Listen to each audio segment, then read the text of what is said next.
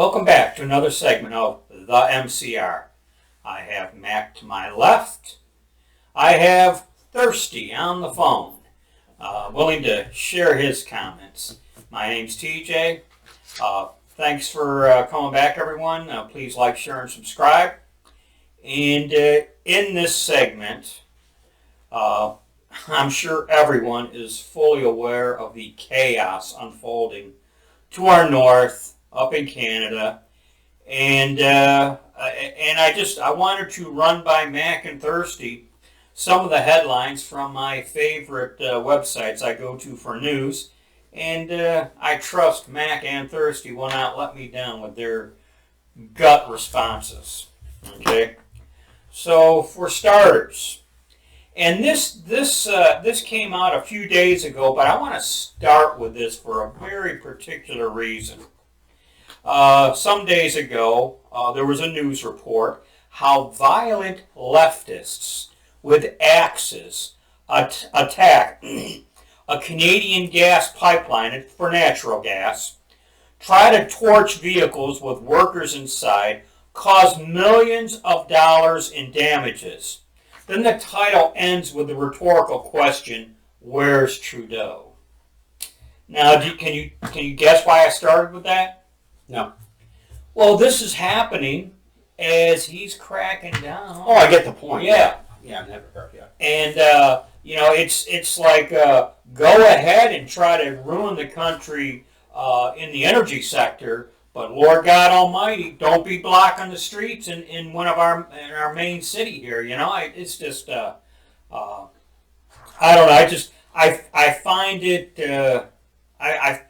I find it ironical with a perverted twist here. Well, he certainly doesn't care about their freedom, so why would he care if they had heat to their homes? Yeah. They can just suck it up. Well, no, Trudeau's already basically invoked Canada's version of martial law. Yes. That's exactly what Hitler did before coming to power. He disarmed everybody, he limited resources, and then basically told you where you can go, when you can go, and how you can go. And it appears that Parliament this seems like history repeating itself. And the Parliament was just fine and dandy, closing up shop too. Basically, what they did was they ceased. I don't know if they call it voting or debate or discussion about what all was happening. Basically, well, we're under martial law. Parliament's closed now. Is kind of how I interpreted their action. In any event, I want to move on. I want to move on to the next headline here. Okay. Hey, Thirsty, are you an animal lover? Do you have pets? You got pets, right? Dogs? Yeah. Okay. I'm down to one cat, one dog now. Okay, and Mac, you got Walt here, and we have two kitty cats back at my humble abode. Well, check out this headline. Check out this headline. As the police were arresting the protesters, the truckers, some of them had their pets with them. And their pets had been, we'll say, taken into canine custody, I guess. Yeah, they were arrested as well. But check out this threat. You have till, and they didn't specify the time, but they basically said if you don't come and retrieve your pet quick enough, what if they're still in jail too, by the way? Mm-hmm. But if this pet is not retrieved within whatever specified time, it's going to be euthanized. Oh, no. No, that's a no-go on my part. You ain't taking down my dog. Well, I mean, we're all animal lovers here at the MCR, and we're going to kill your pets too while we're at it, really. Okay. There's a headline of Ottawa police started firing rubber bullets and tear gas, and it says that hundreds of freedom protesters in downtown Ottawa. What I find interesting is, aside from the truckers that were already there, it does appear people are going downtown to protest. And they don't like it, Mm-hmm. And they're not doing as they've been told by their Fuhrer, Justin Trudeau. Yeah. And speaking of people protesting the police action, here's another headline. Outraged citizens flood Ottawa police phone lines with complaint calls about horrific treatment of protesters. OPD, Ontario Provincial Police Department, responds by threatening callers with criminal charges. So when people called up the police, if for no other reason to say, hey, what you guys are doing ain't cool, they're saying, you better hang up or we'll charge you. You know? I just... Yeah, PJ, I don't know if you heard about this one, but there was a guy that got caught up in one of the caravans. He ran out of gas, so he took a couple of gas cans, went to the gas station, and was instantly swarmed down by police because they thought that he was supporting the caravan when he was just getting gas for his own car. He was literally putting gas in his own car, and the cops threatened to arrest him. Well, that's a news headline I missed. I was befuddled with that one. You would think this was a bad movie that you were watching on, I don't know, the Comedy Central or something. Because it's just all unbelievable that so quickly this could happen in what most people view as a free, peaceful country. The next headline here, because I'm going to jump down here a little bit. Okay. Canada is a police state at this time. There's no rule of law. Guns were drawn. And this is what I was telling you about the Parliament. They suspended the debate in Parliament as released by a Toronto news reporter. They didn't specify who. Might have been Toronto Sun. I'm just guessing, because the next line here reads, Toronto Sun reporter Joe Warmington to discuss the current situation in Canada. He says that the country is in a civil war, and Trudeau and his followers don't think these truckers matter. So according Truckers, anybody. Yeah. So according to Toronto Sun reporter, Canada's in a state of civil war. You know, but no shock there, I would tell you.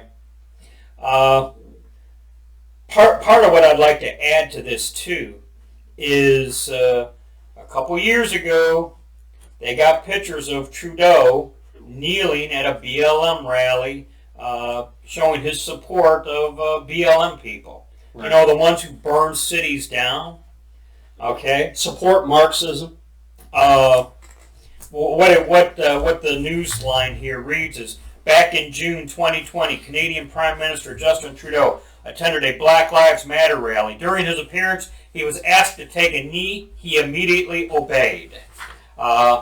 And that's one of the news lines under that particular article there. But there is video of him saying how much he admires, and I watched this video, how much he admires the Chinese dictatorship and how great he thinks it is. So, well, yeah, he wants Trudeau wants to implement that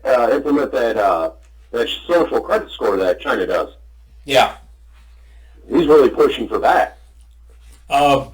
Next news headline here. I find this interesting. Other people, other truckers, other protesters, supporters, the report is they're beginning to rally up in Quebec City, or as they parle en français, Quebec, you know. Mm-hmm. As to whether or not it ramps up to the extent that it did in Ottawa, this does appear to be spreading across the country there. I find it disgusting, and I pray for the Canadian people that they can find it within themselves to put a stop to this. And the police, they got a decision to make. So I won't go any further with that because that's another episode. But this has got to stop, and you know what? Otherwise, they need to be held accountable. I have one last headline, slightly off topic, but it does apply. And the title of this news headline is, America's Freedom Convoy says it's about ready to begin their journey to Washington, D.C. And I've heard a couple different things about this. But the one news line here reads, America's Freedom Convoy, officially known as the Freedom Convoy USA 2022, is setting out next week from California and will drive across country to land in D.C. on March 1st, the day of Biden's State of the Union address.